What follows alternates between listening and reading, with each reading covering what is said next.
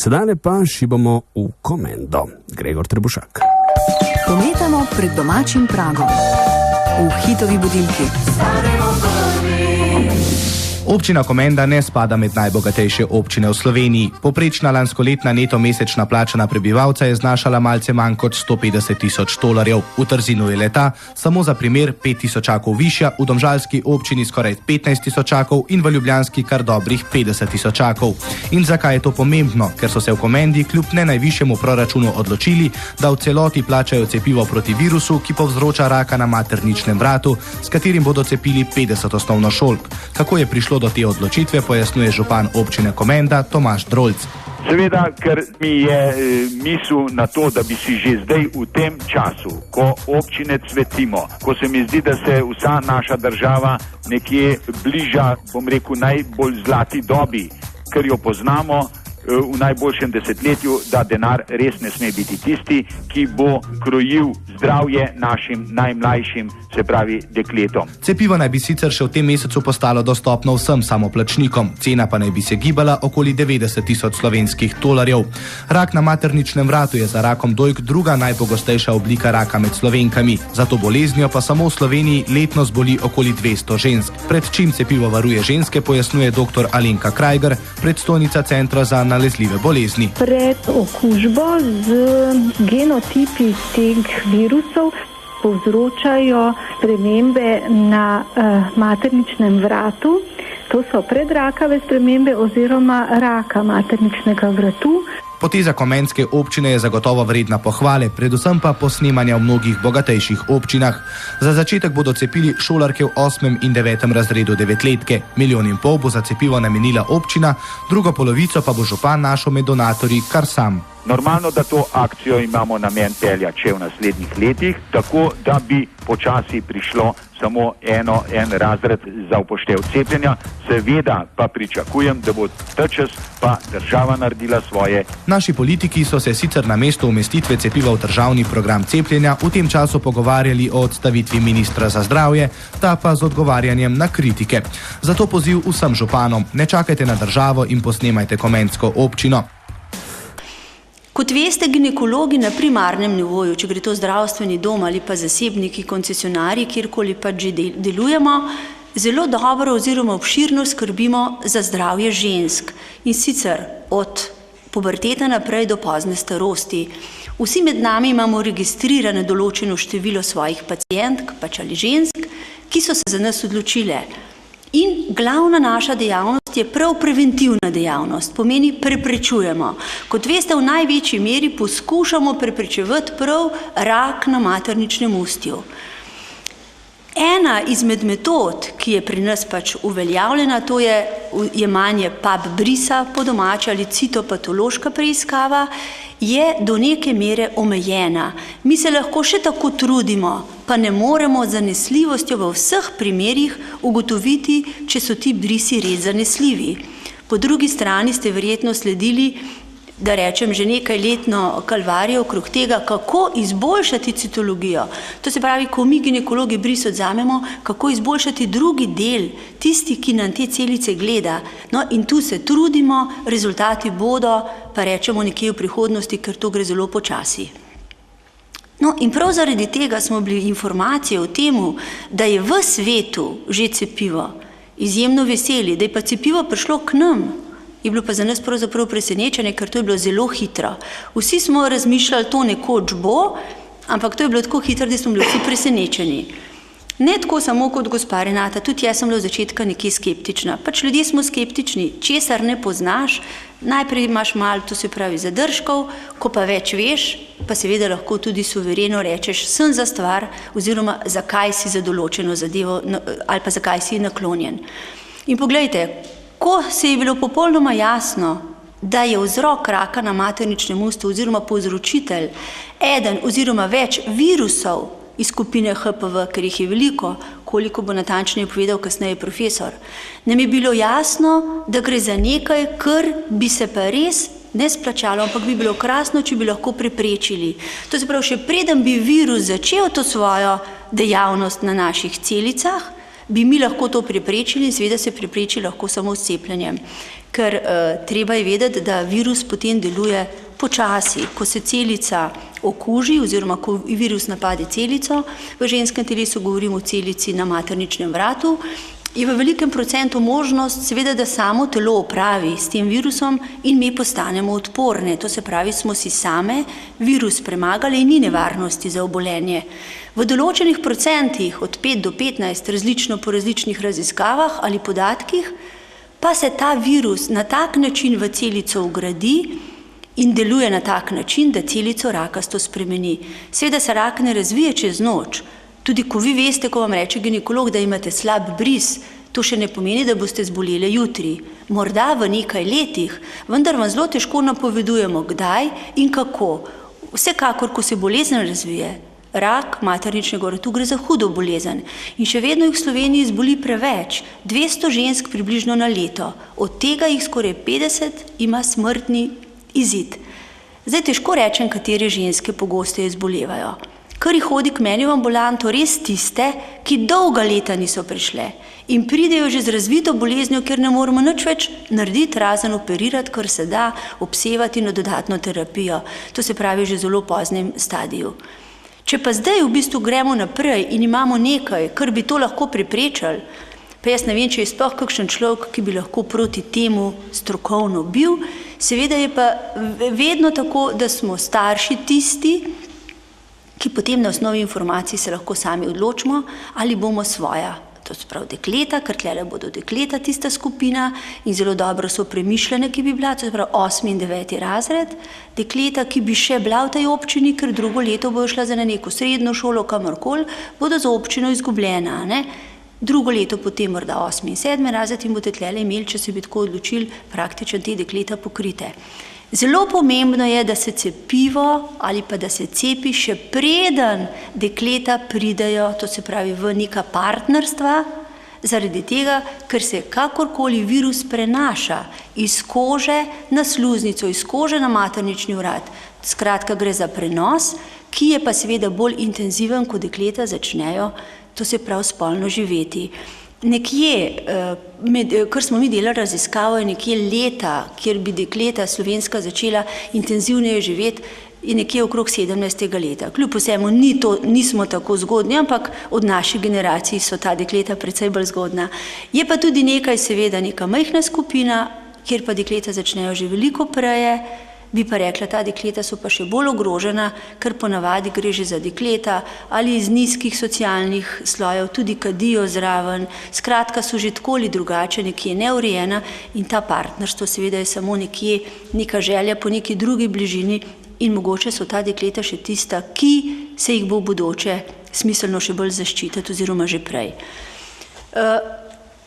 To se pravi, kar bi jaz imela v zvezi s tem prvim delom, je predvsem ta, to se pravi, razmislek, ali je smiselno preprečevati, ker, kot sem rekla, smo pri zdravljenju zelo omejeni, mislim pa, da glavna teža ali glaven poudarek bo pa imel na strokovnem predavanju ravno profesor Poljak, ki je pa trenutno ni ginekolog, je torej profesor mikrobiolog, skratka, ni iz naših vrst, kot stanovski kolega, pa vendar prva avtoriteta na področju humanih papilomov virusov in jaz sem vesela, da je v bistvu danes se odzval temu vabilu, ker tako kot vam bo pa on to povedal, tako pa je še nobenega nisem slišala o tem pripovedovati. Hvala lepa.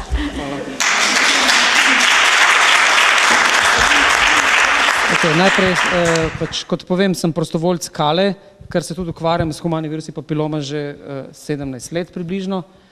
Lahko povem, da sem z vašim mestom povezan na ta način, da je pri meni ena od vaših someščank magistrirala in tudi doktorirala. Zelo uspešna je bila moja mlada raziskovalka, tako da na ta način sem povezan s Komendo. Hodim pa zelo pogosto v hribe skozi Komendo, tako da je zelo dobro poznam. Torej, bomo govorili o humanih virusih papiloma. Nasploh virusi so dejansko najmanjši mikroorganizmi, ki se ne razmnožujejo brez človeške celice.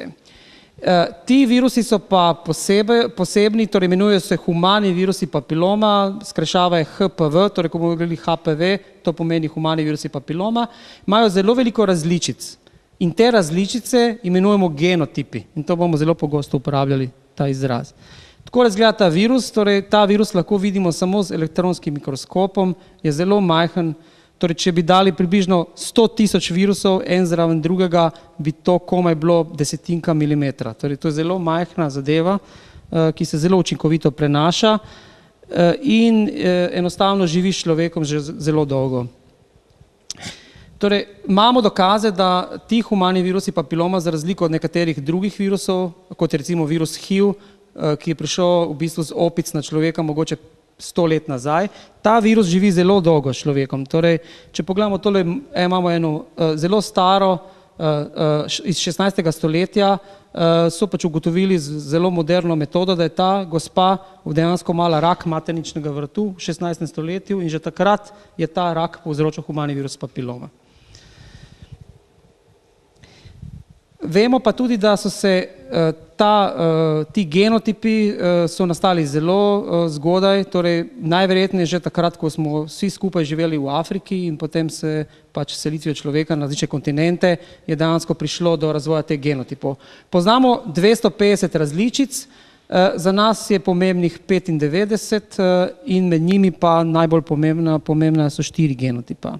Torej, če bomo govorili recimo o nekaj HPV pomišljaj 16, to pomeni, to je genotip ali različica 16, dejansko 16. različica, ki je bila zgodovinsko opredeljena. Tisto, kar je pomembno, da tisti, ki so okuženi s HPV, v večini primerov dejansko sploh ne vedo, da so okuženi in virus običajno živi v koži ali sluznici, to je znotraj kože, znotraj sluznice in običajno ne povzroča nobenih vidnih težav. Da bi lahko virus sploh prišel in začel delovati, mora dejansko najti eno majhno razpoko v koži ali sluznici in dejansko mora priti zelo globoko, torej do najbolj globokega tega sloja v koži. In to dejansko do takega prenosa prihaja ob tesnem stiku, ni nujno, da gre za intimni odnos, ampak v bistvu je potrebno, da pride do zelo intimnega stika med kožo in kožo ali sluznico in kožo in se to lahko zgodi pa seveda lahko tudi zelo zgodaj. Mogoče poznate humane viruse papiloma, nekateri genotipi povzročajo kožne bradavice, torej to je najbolj znana bolezen, torej kožne bradavice, ki jih imate na koži, povzročajo tudi humani virusi papiloma in sami veste, če ste imeli kdarkoli take bradavice, kako težko je dejansko se znebiti teh bradavic. Terapija, oziroma zdravljenje, ki imamo za te bradavice, je zelo agresivno, dejansko se bradavice zelo veliko ponavljajo in dejansko jih je zelo težko se znebiti, ko enkrat virus pride v kožo. In podobna situacija se pač dogaja tudi v drugih delih telesa. Torej, mi imamo 42 genotipov, ki so pomembni, ker lahko okužijo sluznico rodil in spolovil in tam povzročajo določene tumorje. Glede na to, ali so povezani z malignimi tumori, kot je rak materničnega vratu, te genotipe imenujemo visokorizični, ker so pač povezani z razvojem malignih sprememb. Imamo pa eno skupino 12 genotipov, ki se imenujejo nizkorizični genotipi, ampak niso nenevarni, povzročajo ene hude bolezni, ki so sicer niso maligne, ampak se zelo pogosto ponavljajo in jih bom pač zdaj na kratko predstavil. Torej imamo 12 genotipov, ki povzroča nizkorizične spremembe, ki so benigni tumori, najbolj znani genotipi iz te skupine so 6 in 11, in imamo 15 genotipov, ki povzročajo rak materničnega vratu in med njimi je najbolj znana sta 16 in 18. Cepivo, katerega bomo predstavili, deluje dejansko na protiokužbi z genotipom 6, genotipom 11, genotipom 16 in 18. In to je večina najbolj pomembnih genotipov, ki povzročajo te spremembe. Najprej gremo na te nizkorizične. Torej, to je en benigni tumor, ki se pojavlja na rodilih in spolovilih moškega in ženske, ki je sicer benigen, ampak je zelo pogost in zelo slabo občutljiv na zdravljenje. Zaradi svojega položaja in videza in velikosti lahko bistveno poslabša kvaliteto življenja in tudi celo izolira osebo pred zunanjim svetom. Nenehno pojavnost te bolezni narašča. Tisto, kar je značilno, je, da se najbolj pogosto okužijo ženske med 19 in 22 letom starosti ter moški med 22 in 26. Lahko prerastejo v zelo velike cvetačaste tvorbe, ki so velike lahko tudi 10 cm, 15 in zdravljenje takih genitalnih bradavic je zelo boleče. Torej, enostavno gre za eno različico bradavic, ki jih najdemo sicer na koži, ki se razvijajo pa na področju spolovil. In tam povzročajo zelo hude bolečine in je zdravljenje zelo dolgotrajno in kljub temu pač se bradavice ponavljajo v več kot tretjini primerov.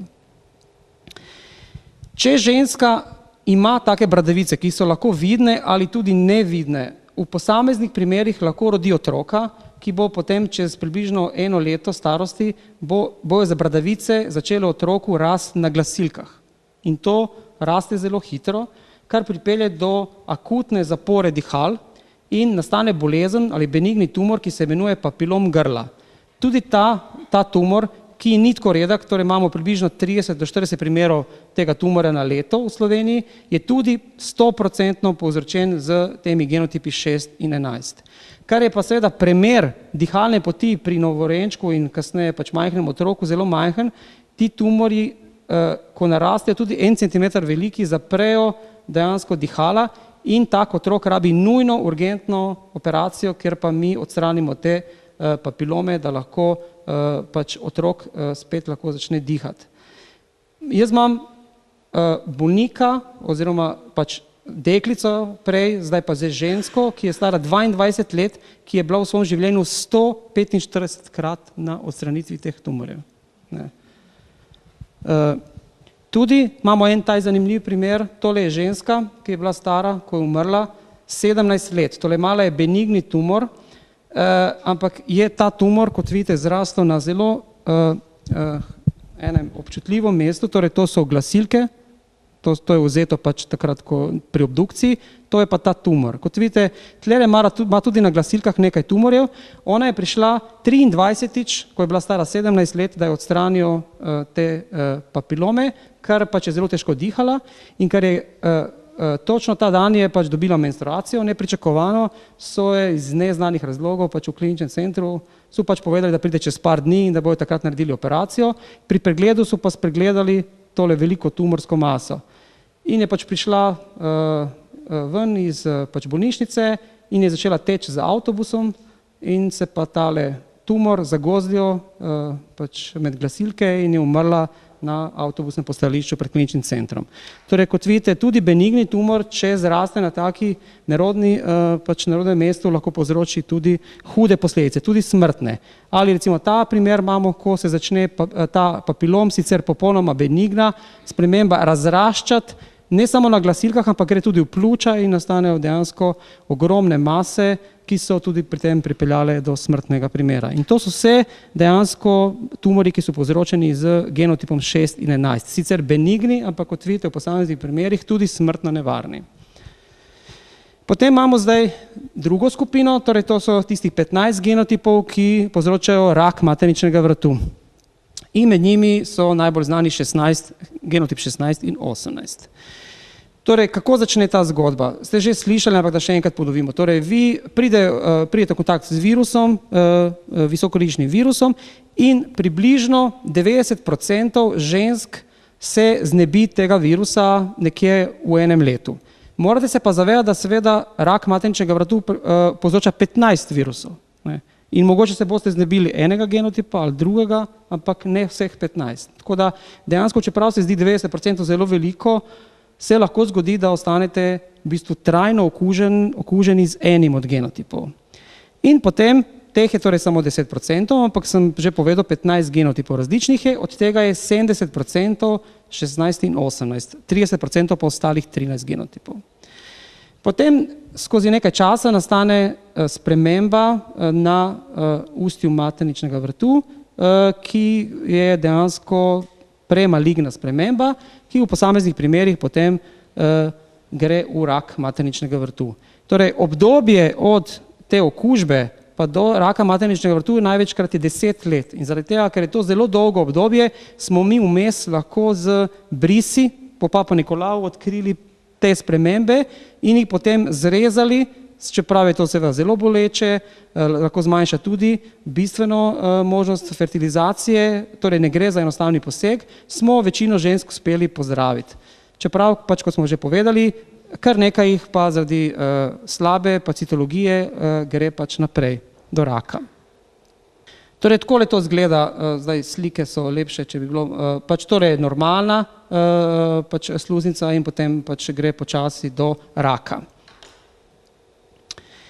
Tisto pa, kar je znano in kar je pa najbolj presenetljivo in kar recimo noben ni mogel dojeti nekaj let nazaj, je, da je dejansko trajna okužba. Torej, če ostanete trajno okuženi z enim ali večjim genotipi HPV, torej tebi 15, je nujen vzrok za nastanek raka materničnega vratu.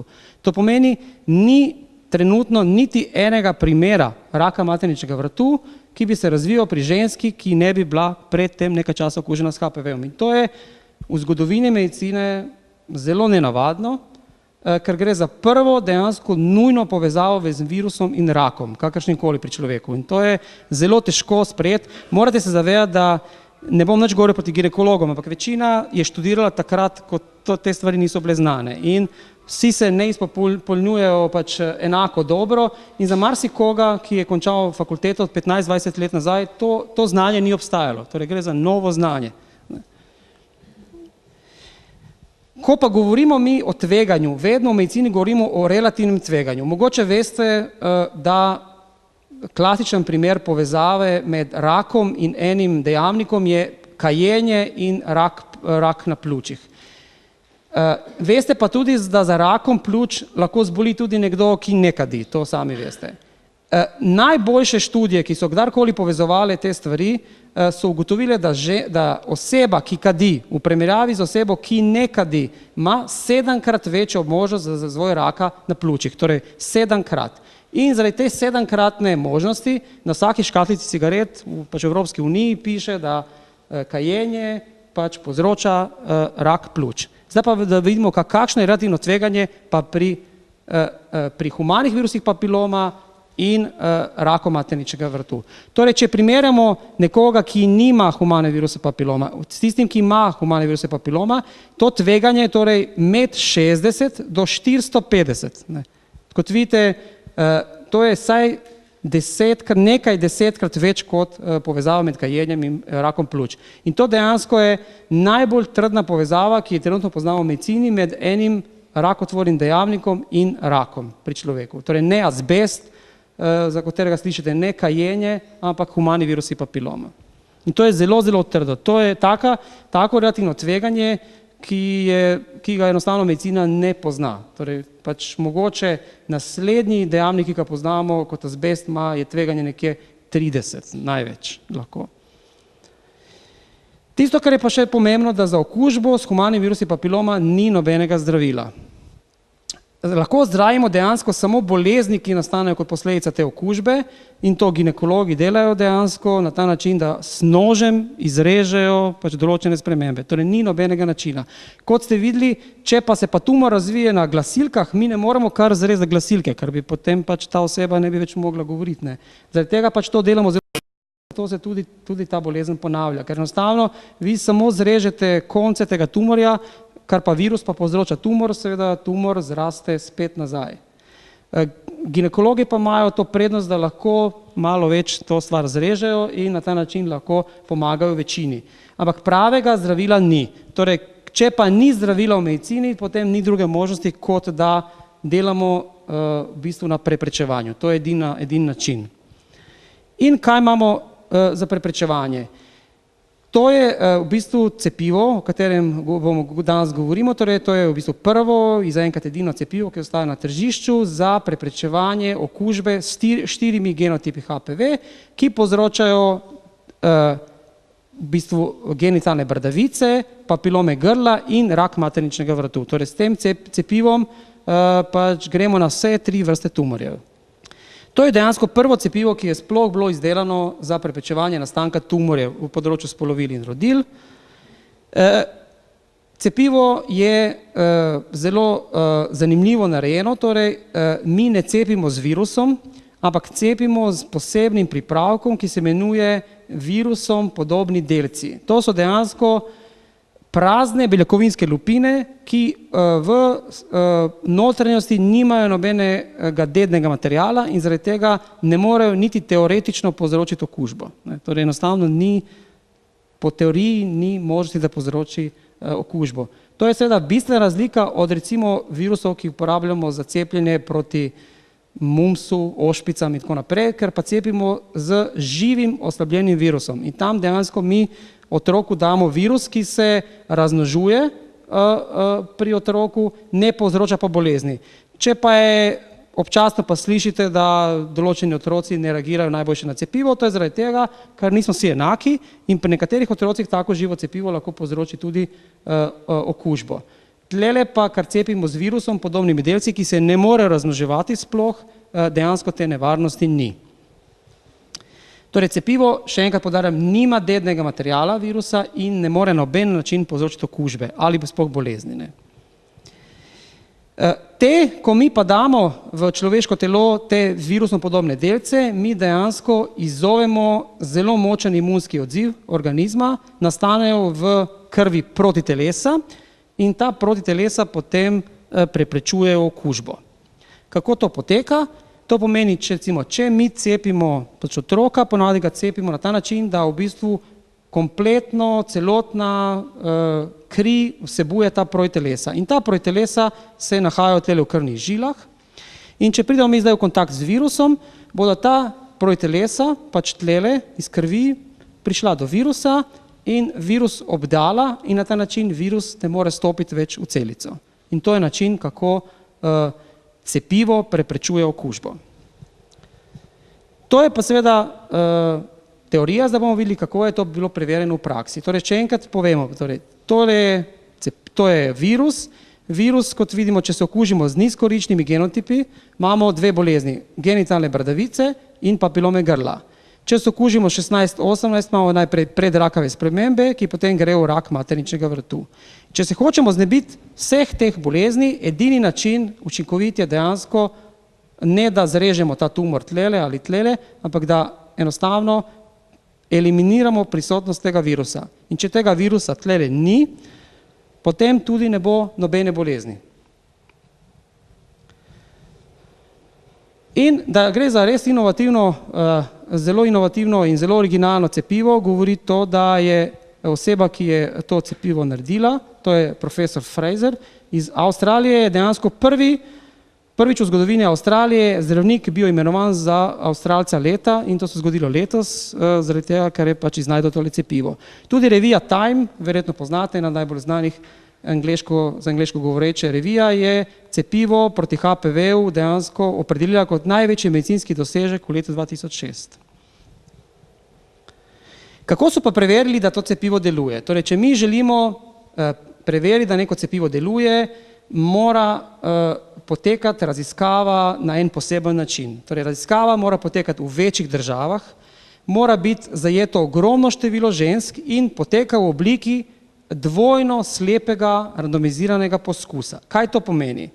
To pomeni, da polovico oseb, ki planiramo, torej vzamemo recimo 16.000 žensk, jih razdelimo na ključno. Torej, ne ve ne ženska, ne ve ne zdravnik, ki cepi, polovica teh žensk dobi cepivo, polovica pa dobi injekcijo, ki vsebuje dejansko fiziološko raztopino. Torej, oseba dobi bolečino, dobi cepivo, ampak noben dejansko ne ve, ali dobijo cepivo, ali dobijo dejansko samo fiziološko raztopino.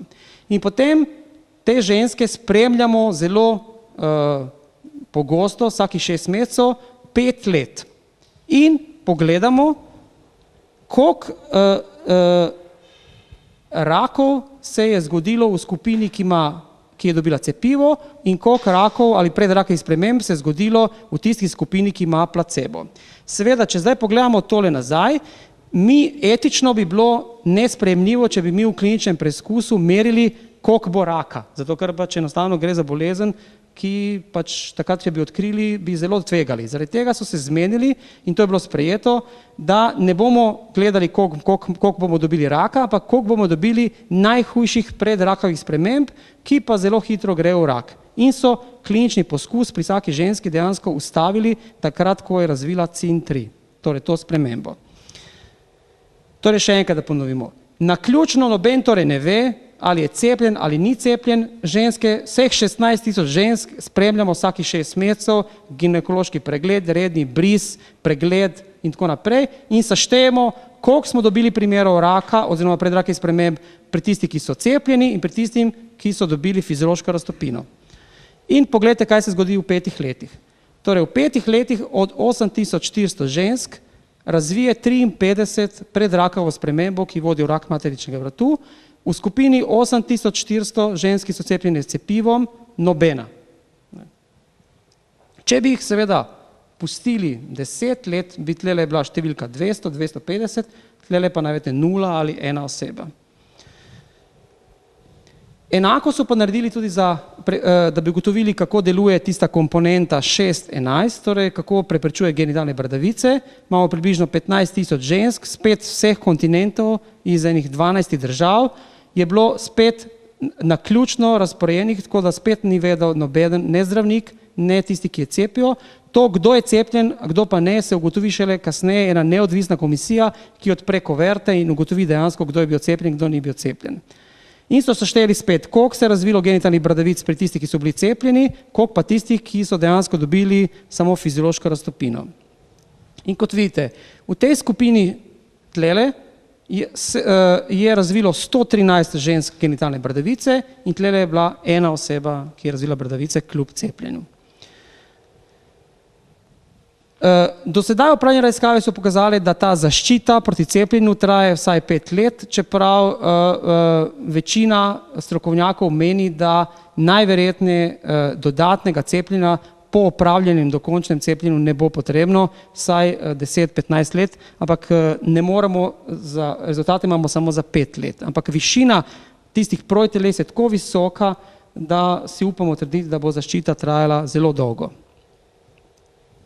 Cepivo je zelo varno, preizkušeno je bilo na 11.000 ženskah v različnih državah po svetu, to je ogromno število žensk, to je bilo eno od največjih poskusov v medicini, to je ogromno število ljudi, ki so jih spremljali zelo pogosto. Raziskave niso pokazali nobenih resnih, to poudarjam, samo resnih neželenih učinkov, seveda kot vsako cepivo je najpogostejši neželeni učinek je bila kratkotrajna občutljivost na mestu vboda, to pomeni bolečina, rdečina in občutek, ki traja recimo 3 do 5 dni po cepljenju. Varnost cepiva seveda bomo spremljali tudi naprej, ampak ne pričakujemo, ker večina stranskih neželenih učinkov se dejansko pojavi v prvih nekaj dneh po cepljenju, potem naprej ni nobenih stranskih učinkov. To so vse izkušnje s temi cepivi do zdaj pri človeku.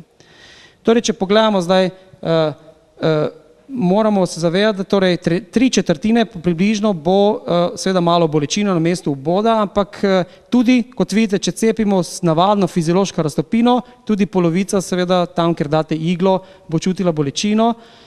Kot vidite, razlika med tistimi, ki so dobili fiziološko raztopino in tistimi, ki so dobili cepivo, je dejansko največja za te bolečina, oteklina, rdečina.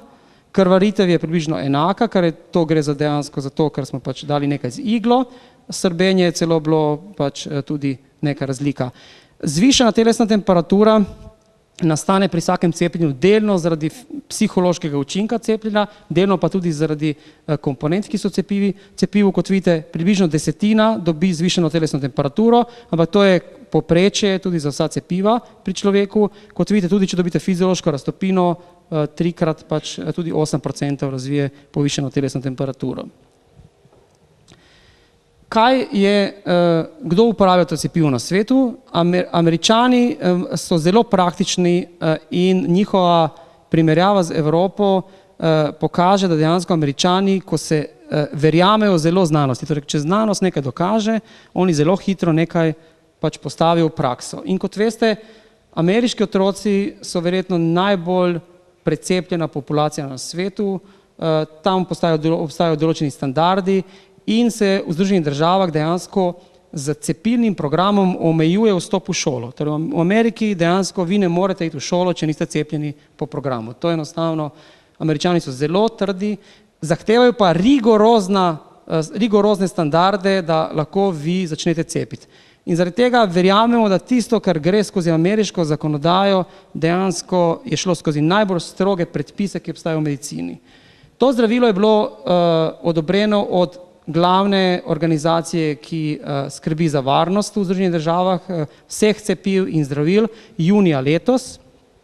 In pogledajte, kaj je učinek privatnih zavarovalnic. Torej, polovica otrok v Združenih državah prihaja iz družin, ki so zavarovane od privatnih zavarovalnic. In ker pač enostavno ameriške zavarovalnice, takoj ko se pojavi na tržišču eno novo zdravilo, želijo čim prej vključiti to zdravilo na seznam tistih zdravil, ki jih oni pokrijejo. Torej, kot vidite, v enem mesecu po odobritvi je 50 vodilnih zavarovalnic začelo kriti kompletno stroške zavarovanja za cepljenje. To je približno za polovico otrok. In da ne bi bilo nobenih neupravičenih razlik, v Združenih državah za drugo polovico otrok skrbi posebni sklad, ki ga država plačuje, ki se imenuje vakcine oziroma cepiva za otroke program, in je ta sklad 1. novembra letos se odločil, da bo pokrijal kompletno stroške za vse otroke, ki niso zavarovani v Združenih državah. Kar pomeni, da najverjetneje od naslednjega šolskega leta ne boste mogli vstopiti več dejansko v 8. razred osnovne šole v Združenih državah, če ne boste cepljeni. In je cepljenje dejansko za osebo, ki se želi cepiti, zastonj, kar ga krije ali zavarovalnica ali ga krije taj posebni sklad. Seveda, to je najbolj bogata država na svetu in si to lahko privošči. V Evropi ponavadi odobrimo cepivo takrat, ko ga odobrijo Američani, ker nam je to nekako, pač jim bolj verjamemo.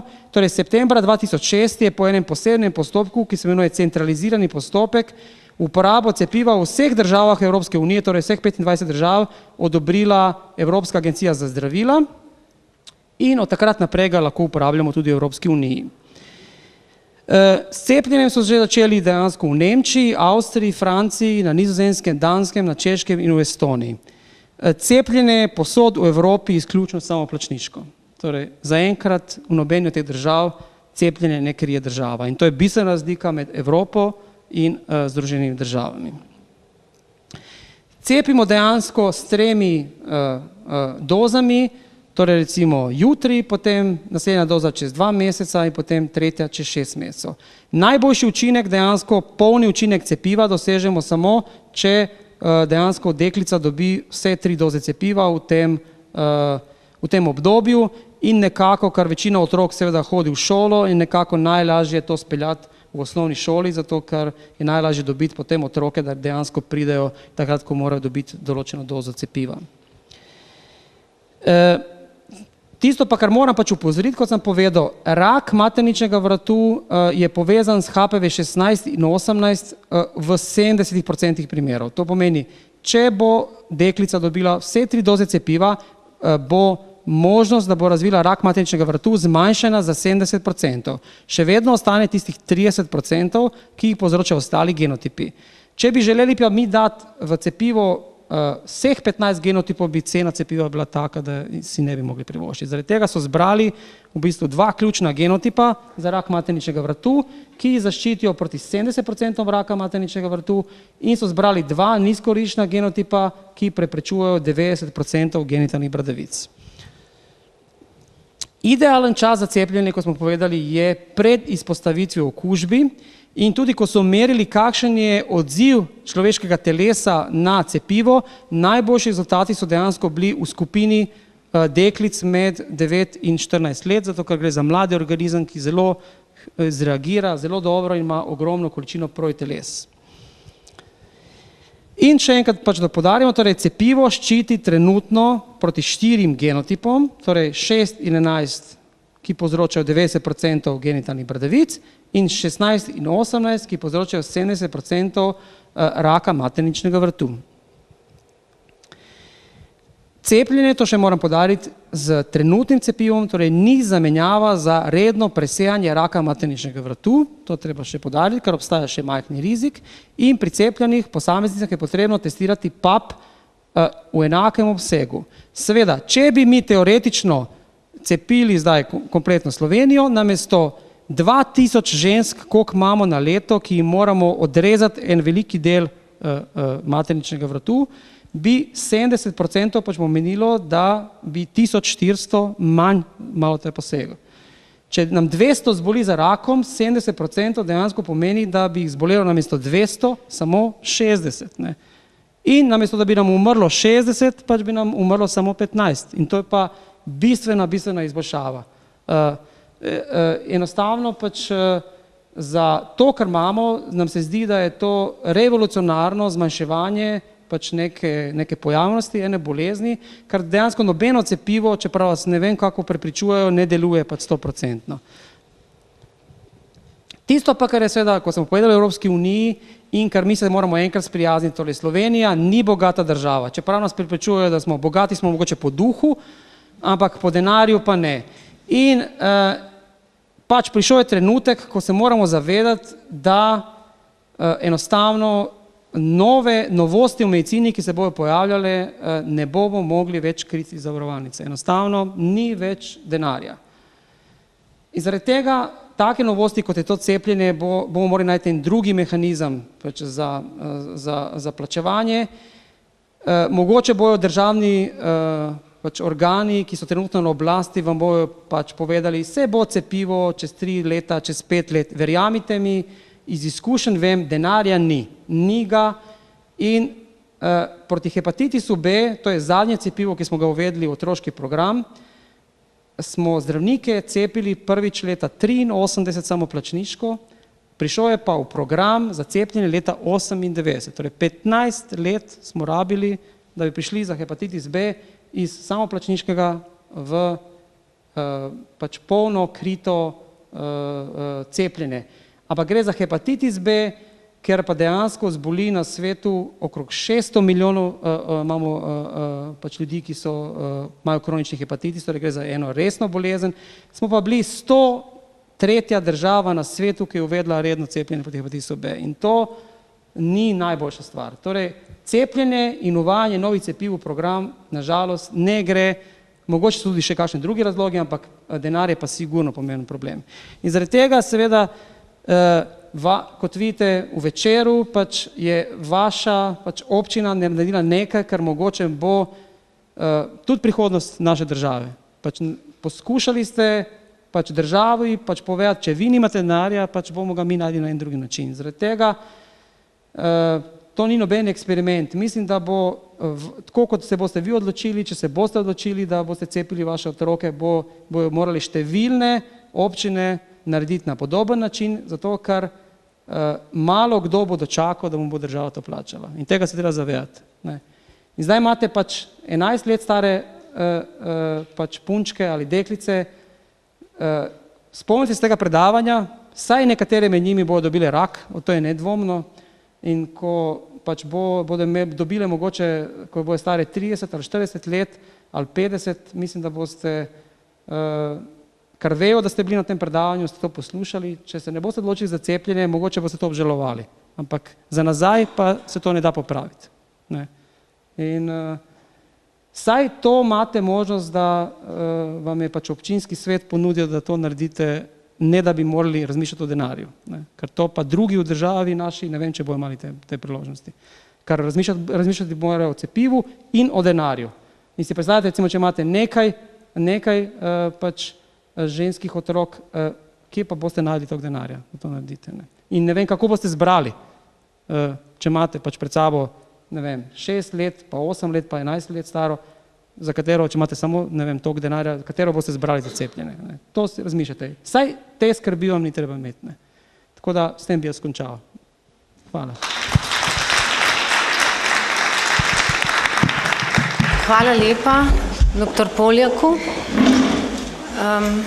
Jaz sem ostala brez besed, glede na to, kar smo slišali. Moram samo čestitati vaši ekipi svetnikov na čelu z županom za tako, jaz bom rekla, plemenito dejanje, da imate starši vaših deklic to možnost. Zdaj bi pa prosila tudi vašo svetnico, gospo Aleksandro Majcen, ki je z nami danes, da deli izkušnjo, ki jo ima sama. Najprej en lep dober večer vsem skupaj. Rada bi v bistvu se najprej lepo pozdravila. Sem mati dveh otrok, poročena, in moram omeniti, da sem pač ena izmed žensk, katera je lansko leto novembra pač zbolela za tem rakom na materničnem obratu. Malo manj treme. V bistvu sem se odločila zato, ker jaz sem hodila na preglede vsako leto. To pomeni na 3 leta na koncesijo, vmes pač pa vsako leto na odvzem brisa in ne glede na to sem pač zbolela za tem. Hvala Bogu, če temu tako rečem, so mi pravočasno to zadevo odkrili. Najprej sem imela pač PAP3, potem so mi naredili odščip, sem imela CIN3, na kar sem šla na klasično konizacijo in moram reči, da najhujše je to, ko tiste 3 tedne do 1 meseca čakaš, ker ti noben operater ne more garantirati, a je bilo vse izrezano ali ne. In potem, ko so mi to pač, ko sem čakala, po 1 mesecu je bil izvid, v bistvu da, je bilo čez celotno površino epitela, so bile že, v bistvu, tako kot ste videli, kot je že gospod profesor povedal, so bile celice prizadete. Ampak, hvala Bogu, je bilo tkivo odstranjeno v zdravo. Na kar sem se jaz tudi testirala za ta HPV virus in je bil negativno. Ampak... Po odstranitvi. Prosim? Po odstranitvi. Po odstranitvi. Zdaj, jaz bi res želela si, da svoja dekleta cepite, ker to je v bistvu ena dota v življenju, ko jim lahko daste. Toliko. Hvala lepa.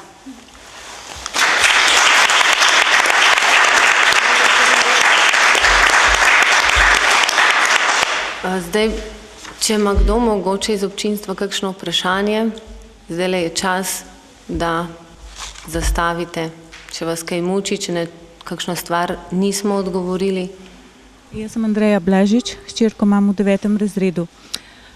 Mene zanima predvsem stranski učinki. V predavanju ste že omenili, ampak to se mi zdi, da najbolj ob samem cepljenju, zanima me pa kasneje. Tako tudi nisem zasledila, kdaj so bili ti poskusi, koliko let je že od tega in če se te gospe oziroma ženske še vedno spremlja. To je eno vprašanje. Drugič me pa še zanima, kaj, če pa virus otrok, ne vem, ali če ga ima že vse, pa ali je to možno, tudi in če se cepi. Poleg tega pa še, kako se odkrijejo bradavice v grlu, no to je pa še za zraven. Hvala. Torej, tisti, ki sodelujo v kakršnemkoli poskusu v medicini, tudi ko se poskus konča, se spremljajo dejansko doživljenjsko, ker to je tako pač pravilo, občasno. S tem se tudi merijo zelo redki stranski učinki, ki pa cepivo je pač problem v tem, da s cepivom cepimo kompletno populacijo in seveda en delež populacije vedno zboli za neko boleznijo in ko pa vi dobite neko bolezen, vedno to nekdo poveže s cepljenjem. To je za razliko od zdravil, ker zdravil dobijo samo nekateri in potem tisti stranski učinki niso vidni tako pogosto. Torej, vse študije, ki so se resno lotile teh poznih posledic po kakršnemkoli cepljenju, so popolnoma ovrgle kakršnokoli teorijo, da bi kakršnokoli cepljenje povzročalo kakršnokoli kronično bolezen. Enostavno, seveda obstajajo pa skupine, iniciativa različna, ko pa ljudje, ko imamo pred sabo otroka, ki zboli za eno hudo boleznijo, za katero mogoče tudi ne znamo povzročitelja, je to zelo huda stvar. In moramo najti nekaj, da opravičimo to bolezen. To je lahko Bog, lahko je pa narava, lahko je pa cepljenje. In najlažje seveda je vedno povezati to s cepljenjem. Ampak pravim, natančne študije, ki primerjajo populacije otrok, ki imajo to možnost, da se cepijo, v primerjavi s tistimi, ki nimajo denarja, da se cepijo, so pač pokazali, da je dejansko pogostnost teh bolezni, kroničnih, kot so multipla skleroza in tako naprej, je enaka. Torej, enostavno gre samo za to, da mi imamo občutek, da se nekaj pojavlja s cepljenjem. To je prva stvar. Drugo, ti poskusi so bili končani 2 leti nazaj, torej začeli so 7 let nazaj približno. Take organizacije, kot so ta urad za zdravila, vi veste, kako so Američani striktni. Njim, če umre 6 ljudi od antraksa, oni bojo naredili vse na tem svetu, da se to več nikoli zgodi. Samo za 6 državljanov. Če nekdo zruši v New Yorku eno stavbo, oni bojo pobili pol sveta, da se to ne zgodi. Ne? In si predstavljate, da tak narod ne bi nikoli dovolil, da bi lastne otroke cepili z nečem, kar pač nima učinka. Tega se morate zavedati, noben ne skrbi za svoje državljane to kot oni. Ne.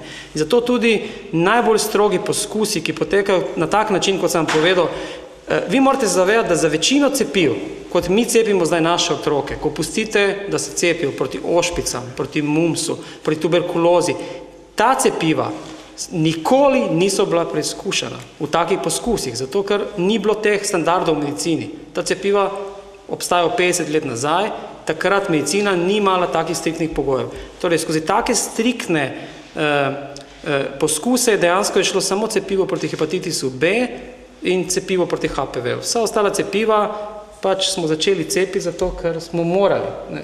Recimo, cepivo proti davici je bilo prvič narejeno leta 1860, v Parizu je umrlo 15,000 otrok zaradi davice. In so imeli v rokah cepivo. In zdaj so rekli, ali bomo naredili tako, da razdelimo polovico otrok, pa jih cepimo, polovico pa ne, pa bomo šteli, koliko jih bo umrlo od davice, koliko pa ne. Niso to mogli narediti, ampak so povedali tako, leta 1859 nam je umrlo toliko otrok, potem smo začeli cepiti in potem davice ni več bilo. In so zaključili, da cepivo proti davici deluje in mi še vedno 130 let potem cepimo vsakega otroka proti davici. Pač tako je bil prej standard. Ne. Primerilo se pač nekaj, kar se ne bi smelo primerati, torej nekaj, kar je bilo precepljeno in potem pa pocepljeno. To ni slabo, ampak ni najbolj znanstveno. Ta način preverjanja pač je nedvomno, vi ne morete sploh vplivati na rezultate, razumete, vi dobijo zdravniki pač brizge, za katere sploh ne vejo, je noter cepivo ali ni. To jim nekdo razdeljena oseba, ki pa za to skrbi. Oni cepijo, ne ve torej niti tisti, ki je cepljen, niti kdo cepi, sploh ne ve, ali ga cepijo ali ni. In potem se čez 5 let pa se štejo pač ti primeri in potem računalnik pač odpre in ugotovi, kdo je bil cepljen, kdo ni cepljen. Torej, to je najbolj varen način preverjanja. To so zelo sofisticirani poskusi in mi v medicini takim dokazom pač verjamemo največ. Torej, če neko zdravilo šlo skozi take poskuse, pač samo takim zdravilom zdaj v novejšnjem času verjamemo. Kar se tiče od tega, ali je nekdo preokužen, mi težko verjamemo, mi ne bomo preverjali pred cepljenjem, tudi če bomo cepili samoplačniško, bomo najverjetneje cepili tudi ne samo pač deklice, ampak tudi starejše ženske, ki so pač lahko že okužene ali celo prebolele okužbo. Samo mi verjamemo, ker imamo 4 komponente cepiva. Težko verjamemo, da bi pač najdli tako žensko, ki bi sa 4 pač genotipa prišla v stik z njimi in enostavno pač prebolela okužbo ali še vedno okužena. Zato verjamemo, da bomo tudi cepili dejansko starejše ženske, tudi če so prišle kdaj v stik s HPV-om. Torej, če je nekdo prišel v stik s HPV-om, 16 recimo komponenta cepiva HPV-16 seveda ne bo delovala, bo pa delovala druga komponenta, 18, pa 6, pa 11. To je pač filozofija v celem svetu.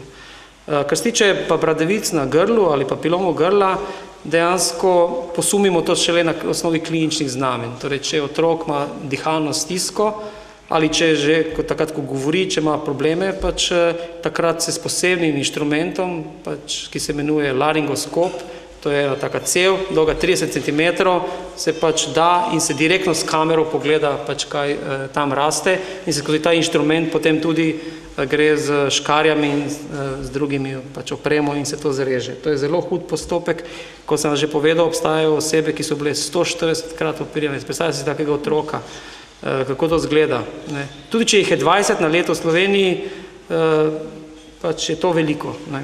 In tega dejansko, ker ti tumori so dejansko 100% povzročeni s HPV-16 in če bi ženske vse bile cepljene proti tem nizkoričnim genotipom, tumori bi pač izginili enostavno. To je to. Ste zadovoljni? Hvala lepa. Še kakšno vprašanje mogoče? Če ne, bi prosila gospod Vtičarjevo, ki je tukaj danes med nami, gospa Vtičarjeva, skrbi tudi sicer za vaše otroke preko sistematskih pregledov in vam bo morda dala nekaj napotkov v zvezi s cepljenjem. Izvolite. Ja, jaz toplo pozdravljam vse starše. Zgleda, da je večina mamic prišla na ta sestank. Vsi me poznate, saj ste pripeljali svoje otroke ob vstopu v šolo k meni, da sem jih pogledala in takrat sem jih tudi cepila. Nisem jih cepila proti tej bolezni, o kateri govorimo zdaj, ampak proti drugim boleznim.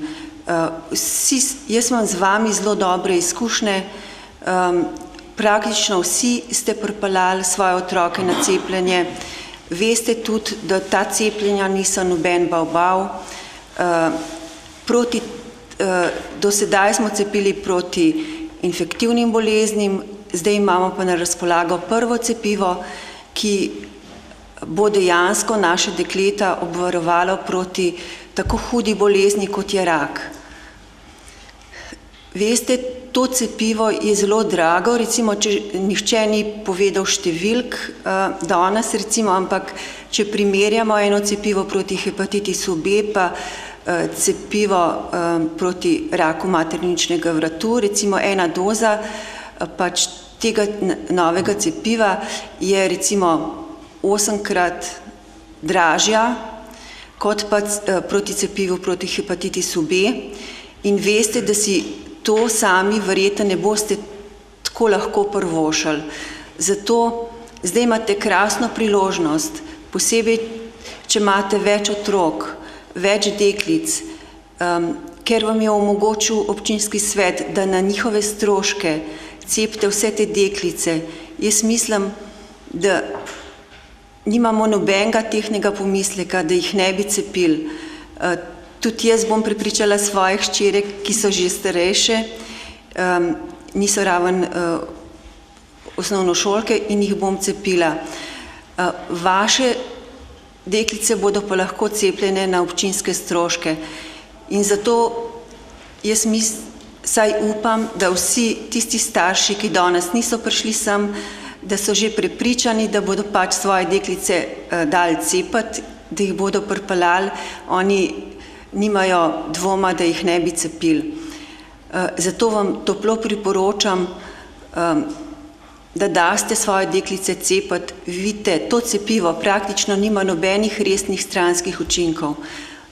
Ta vročina, te lokalne reakcije, to so minimalne reakcije, ki so praktično lahko po vsakem cepljenju, ki so ga dale vaše deklice že skozi.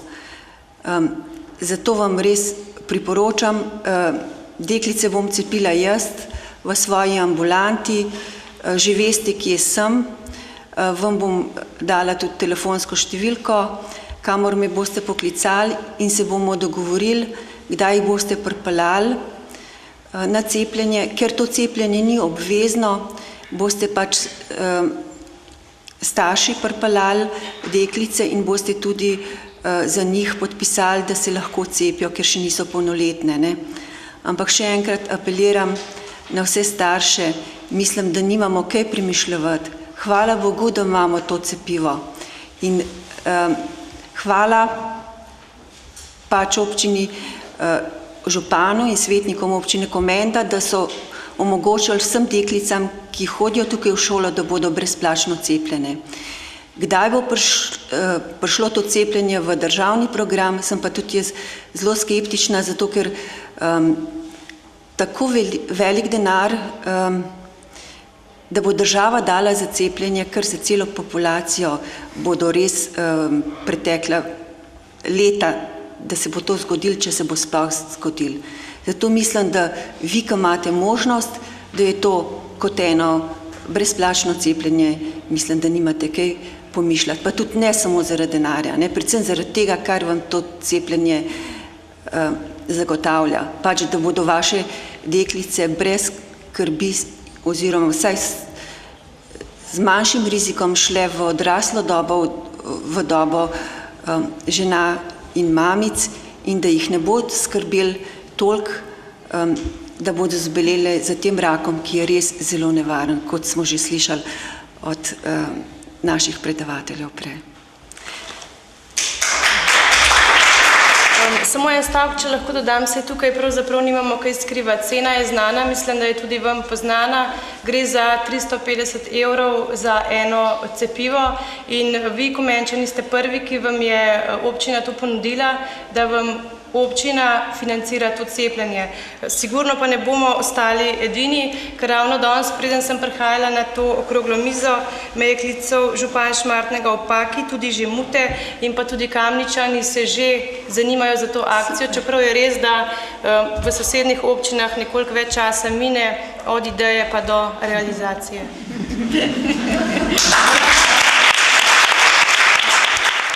Jaz pa samo toliko, da povem za pogum, ko je bilo prej rečeno, da je bila deklica cepljena, to je bila moja hči. In po vsem povedanem bi najrajš potočila solzico, zato da na nek način sem prav sama nase ponosna, da sem dala jo cepiti in s tem nekako omogočila, da bo res v odraslo dobo, v dobo, ko bo odločila se za materinstvo, ko bo trepetala za to, kakšen bo njen izvid brisa, vsekakor bolj mirno doživljala te trenutke. Hvala.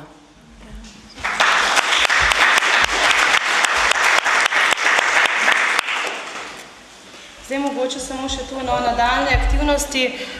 Vseh 44 otrok, ki jih pač podleže zdaj tem skupinam 8., 9. razredi, vam bodo domov ponovno prinesli obvestila preko šole, zraven bo priložena prijavnica, dali vam bomo en rok, da se boste lahko prijavili in pa seveda tudi kontaktne podatke dr.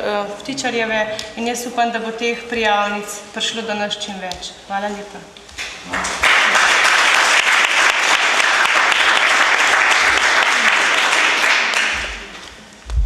Še enkrat hvala vsem, posebej pa našim predavateljem.